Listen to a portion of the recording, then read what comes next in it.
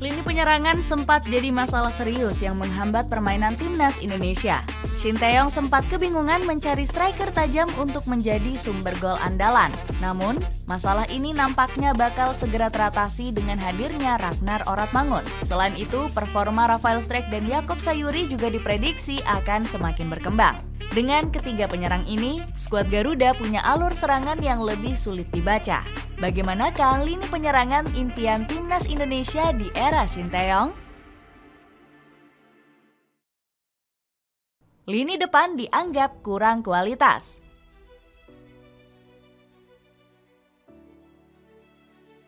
Timnas Indonesia masih belum memiliki komposisi yang lengkap untuk bisa bersaing di level tertinggi. Skuad Garuda memang dikenal sebagai tim yang kuat dalam bertahan.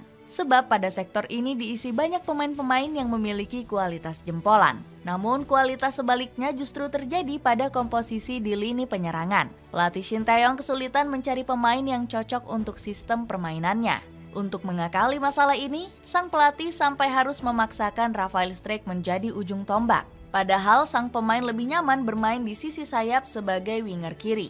Saya pikir saya lebih nyaman bermain di posisi sayap kiri. Tapi saya bisa bermain di mana saja yang coach inginkan. Saya siap 100%, kata Strijk. Dipasang sebagai striker tengah bikin Strijk mandul hingga belum mencetak gol dari 10 laga. Alhasil, ketajaman sang pemain dikecam oleh pundit sepak bola Indonesia, Tommy Welly. Strijk gak kelihatan seperti Robert Lewandowski. Dia bahkan gak lebih baik dari Ramadan Sananta, ucap Bung Toel.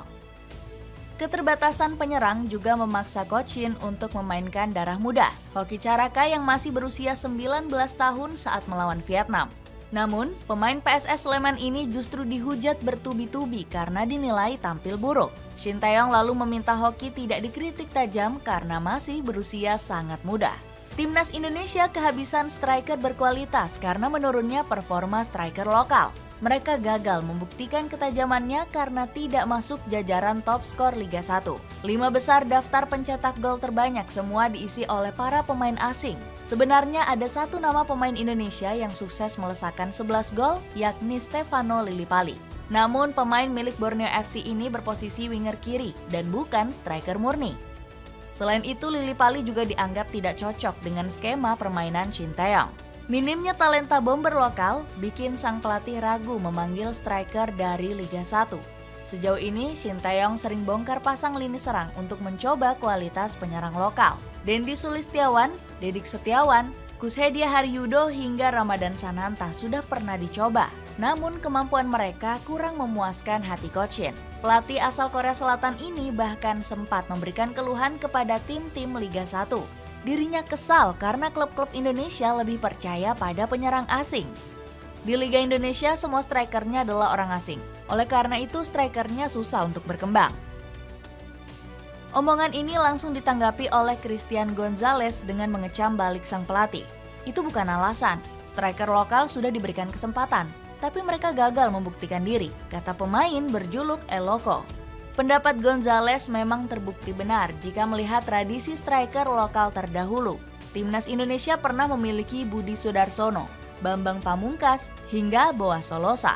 PSSI mulai mengusahakan segala cara untuk meningkatkan kualitas lini serang.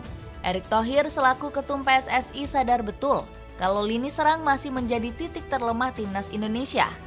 Menteri BUMN ini berkaca dari kesulitan skuad Garuda mencetak gol di Piala Asia 2023. 3 gol yang dicatat Timnas Indonesia bukan berasal dari para striker. Salah satu kekurangan kita ada di sektor penyerang. Striker atau goal getternya masih kurang. Memang pilihannya ada Ramadan Sananta dan Hoki Caraka, tapi mereka masih muda, harus lebih banyak diberi kesempatan, ungkap Erick Thohir. Ketum PSSI ini sempat mengirim langsung Shin Tae-yong ke Eropa untuk fokus mencari penyerang tajam. Sekarang Shin Tae-yong saya minta ke Eropa untuk memetakan pemain naturalisasi untuk posisi lini depan. Arya Sinulinga membenarkan kabar ini saat berbincang dengan Justin Laksana di kanal YouTube miliknya.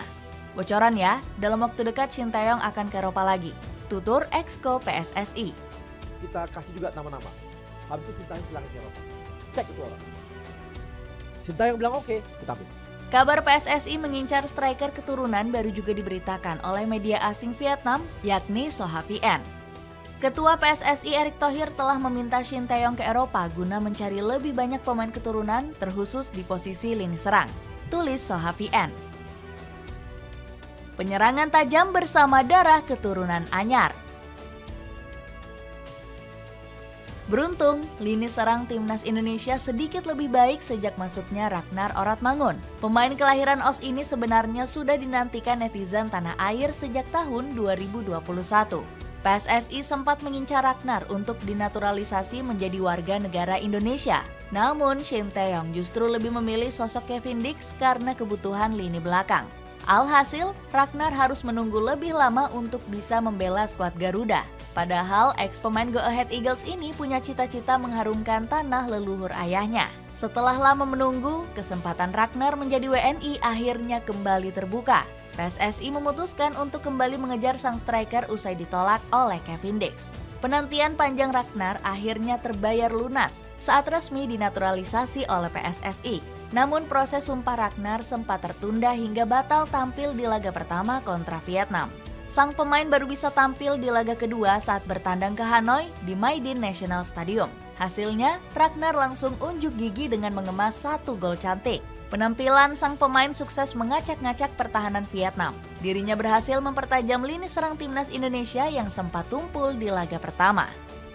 Lahirnya kombinasi striker fleksibel, jago dribble, dan tajam.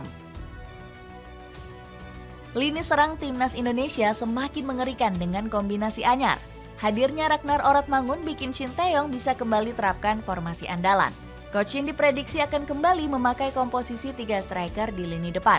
Rafael Strijk diprediksi masih diandalkan sebagai striker tengah karena jago membuka ruang.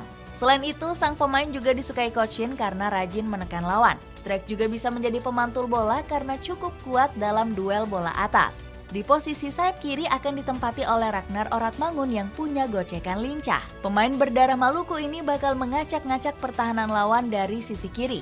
Ragnar juga rajin mundur ke belakang untuk membantu saat bertahan. Ex-pemain Nijmegen ini tidak takut menerjang lawan untuk merebut kembali penguasaan bola. Hasilnya, pemain lawan kesulitan menembus sektor kiri skuad Garuda karena dikawal ketat. Di posisi sayap kanan ada nama Yaakob Sayuri yang bisa diandalkan timnas Indonesia.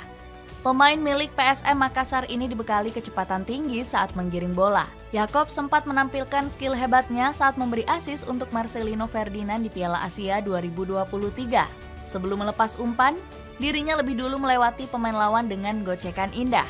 Selain ketiga penyerang ini, Shin Tae-yong juga masih memiliki pilihan alternatif.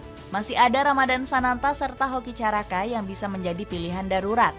Kedua pemain ini punya masa depan cerah meski masih butuh jam terbang yang tinggi.